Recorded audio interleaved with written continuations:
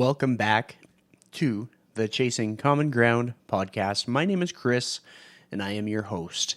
I am working on getting more regular episodes coming out. There's going to be quite a few solo episodes. I just want to focus on a few topics as I start to layer in some guests. And I have a few topics in mind for this one so that we're not wasting too much time. I want to check and see. Obviously, you're not able to answer me live, but I'm curious to know who listens to this has seen the 8 Mile movie, or if you're watching this, if you've seen the 8 Mile movie. I know I've probably referenced it 6 or 7 times along the lifetime of this podcast, but I kind of wanted to go over a few things that I think are quite empowering when you are on a fitness journey, when you're working on yourself, when you are learning more about yourself, and when you're showing or learning how to show up in the world. Because as the world changes, there's filters to our pictures. There's AI for the way we're presenting ourselves. There's, if anybody is familiar with dating apps, there are marketed products where your pictures are altered for the application, all your pictures. So there's a lot of insecurity that's woven into society. There's a lot of times when the biggest gift that I give to people that I work with is confidence. Separate from the body composition changes that may occur, it's the confidence that makes the biggest impact in their quality of life. And then obviously if their blood pressure was more manageable, if they were able to move around pain-free, all those things are additional, but it's so often confidence. And so as I outline this, I'm going to explain the scene to kind of set the tone for the example I'm going to give you. And I'm going to give you some examples based on my own life, things that I do that contribute to how I can show up in different social situations, how I can comfortably be myself without worrying about any of my characteristics, and how I can empower other people to be themselves too. So to kind of recap the outline, I've got some notes prepared here, so if I'm glancing away from the camera, just referencing my notes. Now, the 8 Mile movie, there is a scene that is a pivotal moment in the film where during the final rap battle between Rabbit, who is played by Eminem and otherwise known as Marshall Mathers, between Rabbit and his opponent, Papa Doc. So Rabbit knows that his opponent is going to use personal attacks against him, so he decides to preemptively acknowledge all of his own flaws and hardships in his rap. And by doing so, he takes away any verbal ammunition that Papa Doc might have used against him. So in this scene, Rabbit lists everything negative that could be said about him, his background, his struggles, his mistakes, and in doing so, he not only disarms his opponent, but also stands strong in his own truth. This self-awareness and vulnerability turn into a form of power, making it impossible for Papa Doc to attack him effectively. And in the end, Papa Doc is left speechless, unable to respond, which solidifies Rabbit's victory. Obviously, this is a movie. There are scenarios where this might not turn out so dramatically smooth, but I can reflect on many instances when I've used similar tools. One of them being, sometimes my social media content ends up in the complete wrong algorithm, or just it ends up in front of the eyes of people who know nothing about me. So I'm going to share a few stories that have kind of helped me to start to build up my own sense of identity, my own sense of confidence, my own sense of empowerment. When I've got a few stories actually. So first one, I'm going to reflect on a wedding that I was part of. Now at this wedding, leading up to the preparation, this beautiful wedding, great opportunity, great occasion. But one of the groomsmen was talking to all the bridesmaids, and the bridesmaids were like, well, who are the single guys here? Well, I happen to be one of 3 single guys. But a friend of mine, who was one of the groomsmen, pointed out that I didn't count because I was bald. So in this particular occasion, I happened to be the MC for the wedding. And so I called out that attribute of my own as a means to disempower anybody from using that as a dig against me again. So if you're in front of a whole group of people and you call out your own baldness, well, nobody else can really say anything. Second example being, I had posted something, I think it was on the benefits of creatine, and in the particular frame, well, you can see video footage here. As you can see, I'm a hairy dude. You got the chest hair there, you got the beard hair there, but you got no hair on the head.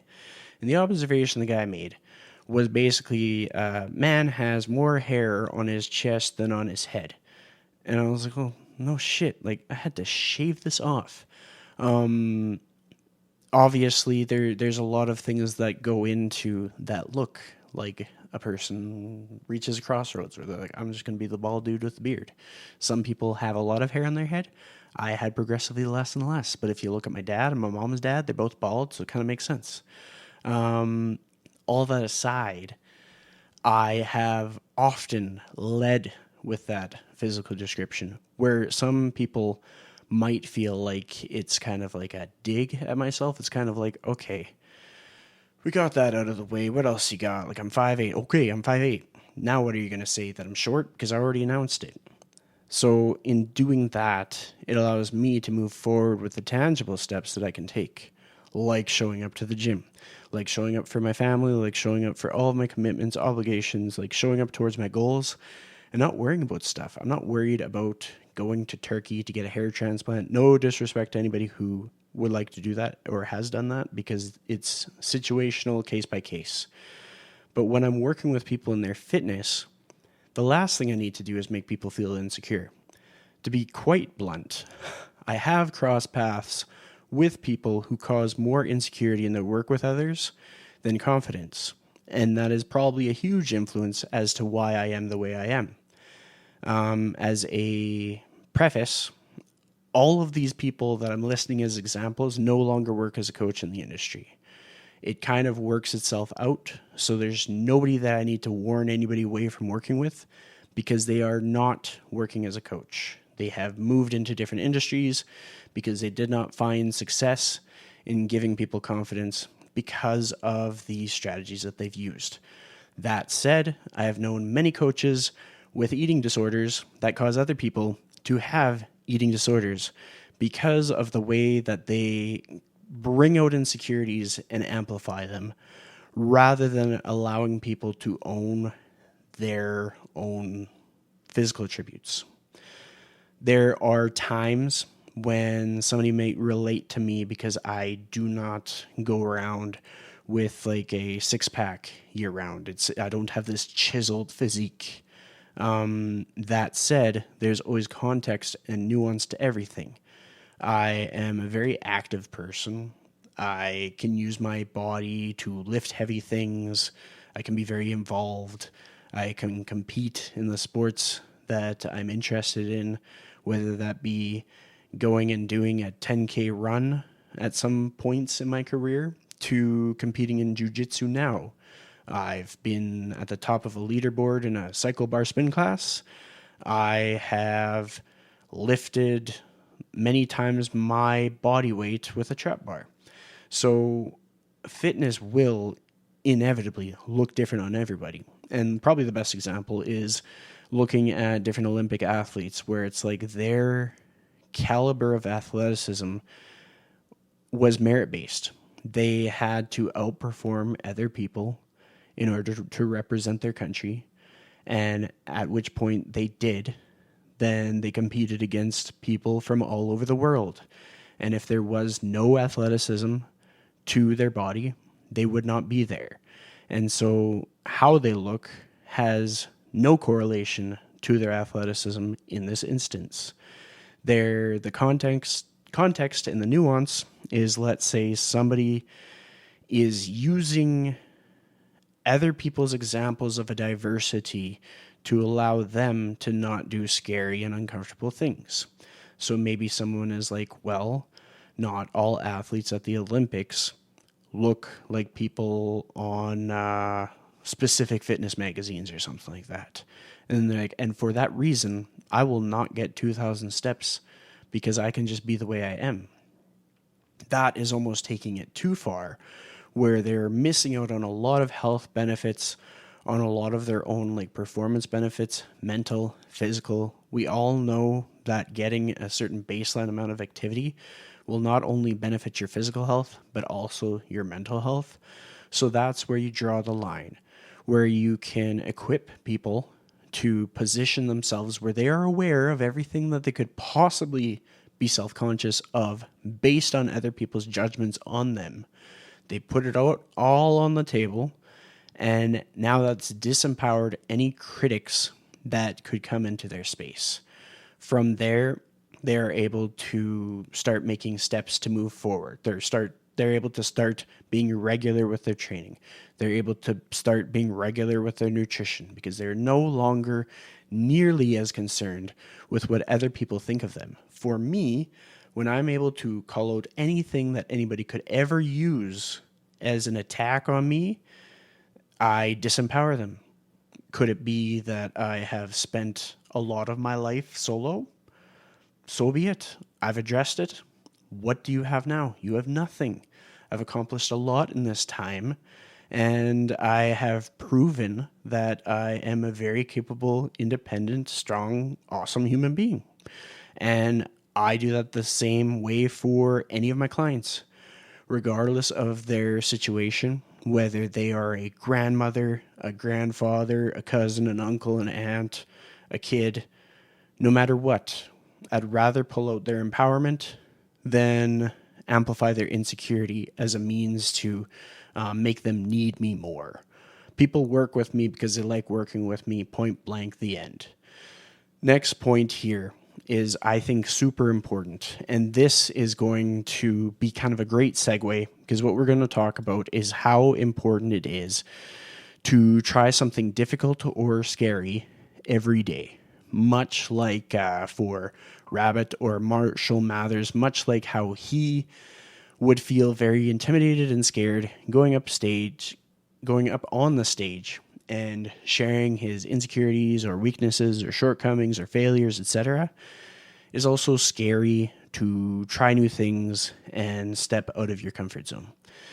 I've compiled a little bit of a list of examples to kind of get you thinking. I think one of the best examples of something to get out of your comfort zone, do something scary, is try a new workout. Now, for some people, this might be like waking up to do a solo workout, and for other people, it might be going to do a group workout. But what I would recommend is give yourself a bit of a nudge to try an early morning workout. There was a period of time that I exclusively did 6 a.m. spin classes. I attended them for at least a year, taught them for another year, and then attended them for another year. There's a great correlation between that routine and the book, The 5 a.m. Club by Robin Sharma, where it helps you to kind of get into the mindset that you're starting your day before the rest of the people do. Where I found that was helpful is it reframed for me what was possible when I started my day that much earlier. It helped reframe what my potential was, and it just gave me more clarity for what was possible with life. As the pandemic rolled in, I found that I was a little bit more bougie, and I like sleeping in just a little bit more, but life is doing life things, and I'm finding myself waking up at 5 a.m. pretty regularly once again, because I'm applying that same step out of the comfort zone thing and putting that into my career and even just my daily routine. By starting my day earlier, it not only allows me to block some of my calls earlier in the day to get them out of the way, but it also frees up midday to get a little bit more lengthy walks into the day. Side note, this past week, I have just been trying to do as many walkable walks as I can. So essentially taking every essential commute in my week and seeing if I can walk it. So far, I've walked to 2 different grocery stores, each one taking home at least 20 to 40 pounds of groceries. And I have also walked to the gym where I do some of my own workouts and to the gym where I train my clients. The longest walk that I've done was the round trip to the gym where I train my clients, and I took a scenic route through a park to come back, and it was a total of about 11 to 12 kilometers. So these are not small walks, but I do this because it puts me out of my comfort zone. It has me testing myself, and it has me framing situations. And the challenge here is to find ways to do it daily. Now, here's another example, stepping out of our comfort zone. A lot of the times, the people that I work with, their constraint, the thing that holds them back with their nutrition is just they're not preparing. They're not preparing for the week ahead. They're not making time to go to the grocery store. They're not making time to maybe pre-cook some meat and pre-cut some vegetables just so that they can put dishes together. Maybe prep up some romaine lettuce or spinach or something and put that with some chicken. It doesn't need to be too extravagant. The biggest thing is realizing like what time you have available, although it may be limited, and then doing something with that time that's different than what you'd typically do. Some people would typically use that time to maybe scroll through social media, watch their favorite TV show, and maybe perhaps one of the days of the week, that could be an opportunity where they shift things around. They cook up a bunch of chicken, they put it in a container, they got it ready in the fridge for those busy days in the next 3 days where they need a quick bite to eat. Grab some chicken, put it in a bowl, add some lettuce, add some veggies, put on some like vinaigrette dressing, and you're good to go. You got a salad. It took you 5 minutes because you prepped that chicken earlier in the week. The other thing is just as far as personal development, getting yourself in rooms of new people.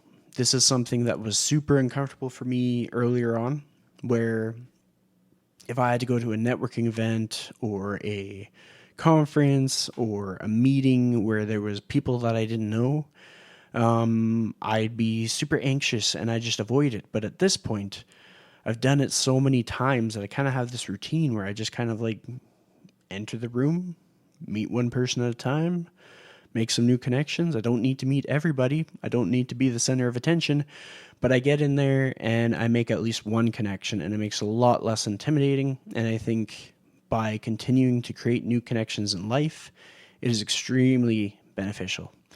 Now, the fourth one, is around the topic of longevity, because I'm hoping that people are understanding the theme of this podcast is not only fitness, not only mindset or nutrition.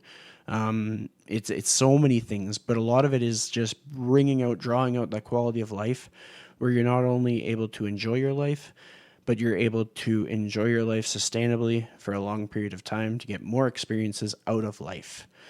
So as far as longevity goes, I would say let's go with daily movement. So daily movement in a significant manner.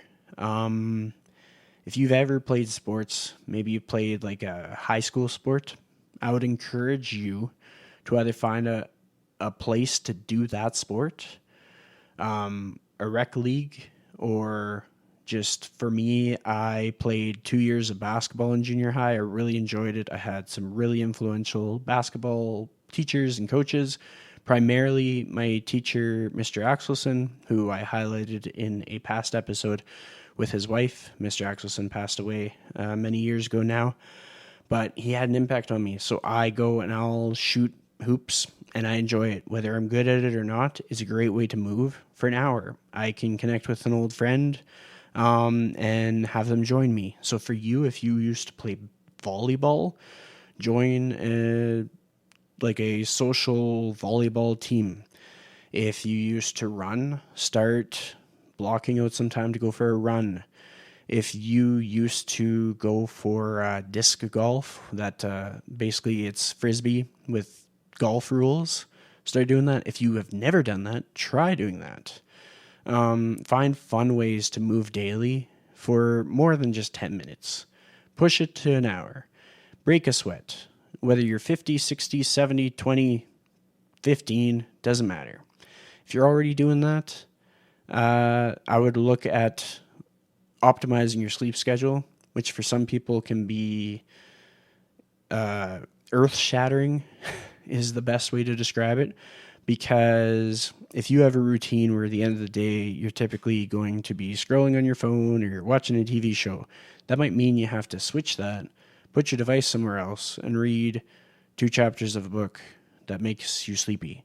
And maybe you have a bit more of a restful sleep, and the rest of your following days go a bit better. You're a bit sharper cognitively, you are more grounded emotionally. Your physical recovery will definitely be better if you've had tough workouts and you're getting really good sleep. Your physical recovery will improve if you've had tough workouts and you're getting terrible sleep. You're likely to definitely notice that accumulating throughout the week, whether it comes out with you being more sore, or maybe you're not getting the results that you wanted with your fitness journey. Sleep, as they say, is one of those underrated supplements that not enough people are talking about, and it's free because you just shut your eyes and you fall asleep. So if finding a meditation practice or just staying away from screens for the last couple hours before bed was helpful for you, that could be something that you could integrate. That would be doing something difficult, doing something potentially scary because you wouldn't know what was happening on your favorite TV show, or maybe you wouldn't finish up your day just randomly messaging people and checking out Instagram or Facebook or wherever you spend your time. And as I say that, I'm equally guilty as anybody else. Everybody is working on these things, regardless of where they are at in their journey. Everybody slips. Some of my friends who are extremely consistent with their strength training, they fall short with their sleep. Or if they're extremely consistent with their sleep, maybe they fall short in their nutrition. There's always something, and everybody's a work in progress. Nobody's perfect. There's no sense comparing yourself to somebody else. This is a reoccurring theme that seems to happen on an ongoing basis, but I will say it here. Always just own who you are, what you bring to the table, your qualities. If there's qualities that you have been criticized for having, just own it, put it out there, and move on. Nobody can make fun of you for things that you brought up. And to be quite honest, life is far too short to obsess over things that make us different. Everybody's going to be different. And if we were all identical, if we were all the exact same as this like archetype that people have in their head of like what the perfect person looks like, there would be so many other things in life that didn't make sense. As far as evolution, as far as environment, as far as different personalities, different lifestyles, none of these things would make sense if we were all identical, because we would start to feel and look like robots. All that aside, this was a quick, fast-paced episode.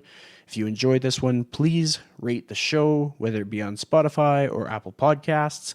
Go subscribe on YouTube. I am making a push to get as many subscribers on YouTube as possible, and I'd like to thank you with all my heart for tuning in.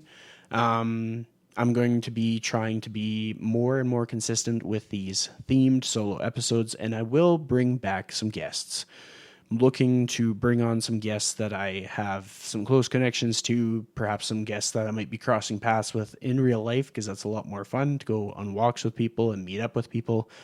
And if you have any comments or feedback, feel free to reach out to me at Christian Liddle on Instagram, or you can head to invigoratetraining.com to learn more about me or to work with me.